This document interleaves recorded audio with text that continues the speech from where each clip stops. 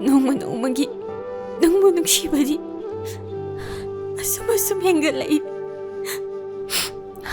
nungsiba hengalai matik may jakso tapna hengalai nanggi thamoy ay natukay ba ni Chumi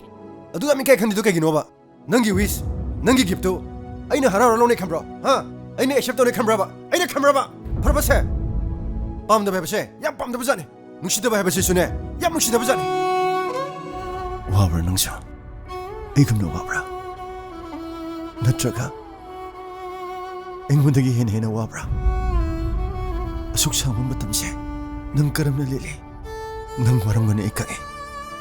adubu nang karigi wai haidabna engondagi nungsiba phangde haiduna atop nupada onsimbado yumsida lerga tobudi yaro nupado yam pamagadi nayin masalaga na ningtamna phani khaba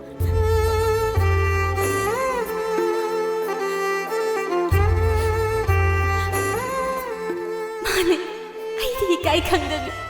tongambini adubu masika nano ehandano nang nupido mayang mangdi ulubay mahin natro aina kadi olage ha moina pangana ngam natro moina pangang idu hekta ngang bayam natini nang ina tawduda yarani haibagi ngangi ini ay sa tamoy pala nungsiba kang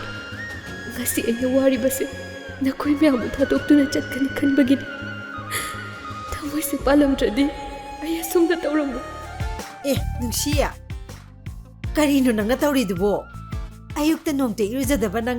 naba tare ni nangbo nang yam tulaga nambitu kayenge narana thawba nati nangna ingonda thaina mi sit khidabado adugi lamanni nang ji tawge yaw tawrimni cha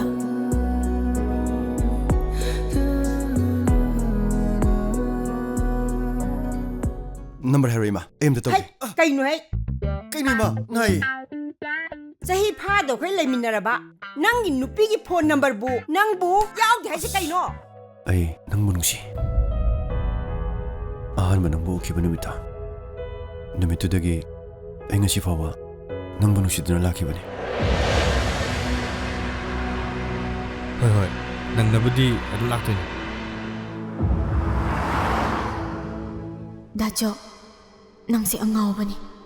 thamoy su pandabaga chap mane aina bu tawradi adum sauningbra adum hekta chainingbra chak loire aina famdadi lakidabani ko par nangi ningba thungnabagidama ayam se thadotuna chatlage